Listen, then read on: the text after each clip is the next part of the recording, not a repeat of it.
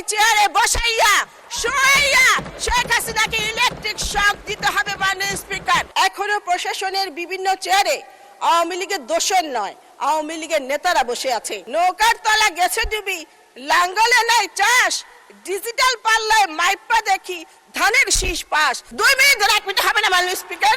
আচ্ছা 2 মিনিট, ওকে 2 মিনিট। আমাদের অর্থমন্ত্রীর দিকে একটু তাকিয়ে দেখুন, আমাদের অর্থমন্ত্রী অনেক স্মার্ট। সময়টা অনেক খারাপ, এই খারাপ সময়ে আমাদের স্মার্ট অর্থমন্ত্রী, যোগ্য অর্থমন্ত্রী যে বাজেট দিয়েছেন, আমাদের সুযোগ্য মহাসচিব বলেছেন এই বাজেট ক্রিয়েটিভ বাজেট। এই বাজেটকে নিয়ে অনেকে সমালোচনা করেছেন, আবার অনেকে বলেছেন বাজেট ভালো হয়েছে, কিন্তু বাস্তবায়ন করতে পারবেন তো? মাননীয় স্পিকার, এই সরকারের বয়স 4 মাস, এখনো প্রশাসনের বিভিন্ন চেয়ারে আওয়ামী লীগের দোষর নয়, আওয়ামী লীগের নেতারা বসে আছে। তারা সরকারকে সহযোগিতা করছে না। এই দুষ্ট চক্রকে চেয়ারে বসিয়ে রেখে কতটুকু বাজেট বাস্তবায়ন করতে পারা যাবে ভেবে দেখার সময় হয়েছে মাননীয় স্পিকার। মাননীয় স্পিকার, জাতীয় রাজস্ব বোর্ডের কর্মকর্তারা সরকারের রাজস্ব আদায়ের চেয়ে নিজের রাজস্ব আদায়ে বেশি ব্যস্ত থাকে। রাজস্ব বাড়াতে হলে রাজস্ব বোর্ডে সার্জিক্যাল অপারেশন প্রয়োজন। মাননীয় স্পিকার, মাননীয় স্পিকার, আপনার মনে আছে নির্বাচনের আগে একটি দল নির্বাচন না করার ষড়যন্ত্র হিসেবে পিআর বলে টিকটক করছিলেন। আমাদের প্রিয় নেতা সকল ষড়যন্ত্রকারীদের বীজ দাঁত ভেঙে দিয়ে যেইভাবে নির্বাচন আদায় করেছেন, ঠিক সেইভাবে সমালোচনাকারীদের মুখে কলপেটে দিয়ে এই বাজেট উনি বাস্তবায়ন করবেন ইনশাল্লাহ। মাননীয় স্পিকার, জাতীয় সংসদের বর্তমান বিরোধী দল জাতীয় পার্টির মতো মিও মার্কা বিরোধী দল নয়। চেয়ে দেখেন কেমন সাদা সাদা ঝকঝকা ফকফকা সত্যিকারের একটি বিরোধী দল। উনারা যখন বাজেট নিয়ে সমালোচনা করেন আমরা কিছু মনে করি না, কিন্তু উনারা যখন বলেন যে উনাদের 168 সিট পাওয়ার কথা ছিল, বিএনপি ইঞ্জিনিয়ারিং করে তাদেরকে 68 সিট দিয়েছে, কথাটা সত্য নয়। আমি নির্বাচনের আগে ফেনীর এক নারী ভোটারকে জিজ্ঞেস করেছিলাম ভোটের কি অবস্থা। ওই নারী ভোটার আমাকে বলেছিল নৌকার তলা গেছে ডুবি, লাঙ্গলে নাই চাষ, ডিজিটাল পাল্লায় মাইপা দেখি ধানের শীষ পাস।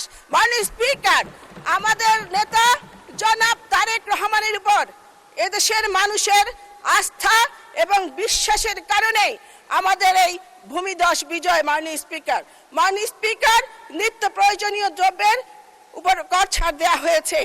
আমি নিজে বাজার করি, আমি স্বস্তিতে আছি, এদেশের মানুষও স্বস্তিতে আছে, কিন্তু একটি কথা আছে, ব্যবসায়ীরা একবার দাম বাড়ালে এই দাম আর কমাতে চায় না। আজকে আমাদের কাছে ভোক্তাদের কাছে আপনার এই সুযোগ যদি দেয়া হয় তাহলে এই বাজারকে জোর মনিটরিং করার আমি দাবি জানাচ্ছি, যাতে আমাদের মতো সাধারণ মানুষরা এই সুযোগটা পায়। মাননীয় স্পিকার, ব্যাংকের শৃঙ্খলা ফিরিয়ে আনার কথা বলা হয়েছে। ব্যাংকের হিসাব খুলতে টিআইএন যে বাধ্যতামূলক করার যে প্রস্তাব এবং সঞ্চয়পত্রের 10% কর কাটার যে প্রস্তাব, এই প্রস্তাব আমি প্রত্যাহার করার দাবি জানাচ্ছি। মাননীয় স্পিকার, কয়েকটি ব্যাংকের মালিক, ব্যাংক লুটেরা, ব্যাংক ঠেকো, ব্যাংক ডাকাত কয়েকটি ব্যাংক গিলে খেয়ে ফেলেছে। তারা গ্রাহকের টাকা লুট করে তারা বিদেশে আরামে আয়েশে জীবন যাপন করছে। আজকে গ্রাহকরা চিকিৎসার জন্য তারা টাকা তুলতে পারছে না। মাননীয় স্পিকার, যে সমস্ত লুটেরারা গ্রাহকের টাকা লুট করেছে তাদের কোনো ক্ষমা নেই, ক্ষমা হতে পারে না। তাদের সম্পত্তি নিলামে বিক্রি করে গ্রাহকের টাকা গ্রাহকের হাতে ফিরিয়ে দেওয়ার দাবি জানাচ্ছি। মাননীয় স্পিকার, 24 জুলাই আন্দোলনে আমাদের ফেনীর 11 জন জীবন দিয়েছে। তাদের পরিবার আমি এমপি হবার পর আমার সাথে এসে দেখা করে তারা পুলিশ প্রশাসন এবং আদালতের প্রতি ক্ষোভ প্রকাশ করে বলেছে পুলিশ প্রশাসন আসামিদের ধরছে না, আবার ধরলেও আদালত তাদের জামিন দিয়ে দিয়েছে। তারা আমাকে বলেছে আমরা আপনাদের কাছে কিছু চাই না, আমরা শুধু আমাদের সন্তান হত্যার বিচার চাই, আপনি এই সংসদে এই কথাটি তুলে ধরবেন। মাননীয় স্পিকার, কিছুদিন আগে একটা আয়নাগর দেখলাম, সে আয়নাগরে একটা চেয়ার দেখলাম, সেখানে বিরোধী দলের নেতাদের ইলেকট্রিক। মাননীয় সদস্য, ধন্যবাদ। আচ্ছা আচ্ছা, এক মিনিটে কনক্লুড করেন, 1 মিনিটে। 2 মিনিট ধরে, 1 মিনিট হবে না মাননীয় স্পিকার। আচ্ছা 2 মিনিট, ওকে 2 মিনিট।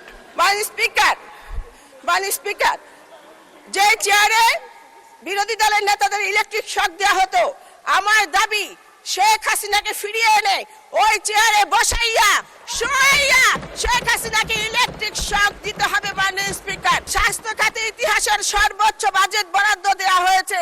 এখানে স্বাস্থ্য প্রতিমন্ত্রী আছেন। সরকারি হাসপাতালের নার্সরা রোগীদের সাথে খুবই খারাপ ব্যবহার করে। এই ব্যাপারে আমি মাননীয় মন্ত্রীর দৃষ্টি আকর্ষণ করছি। আমাদের ফেনী সদর হাসপাতাল 250 শয্যার, 100 শয্যার জনবল দিয়ে চলছে।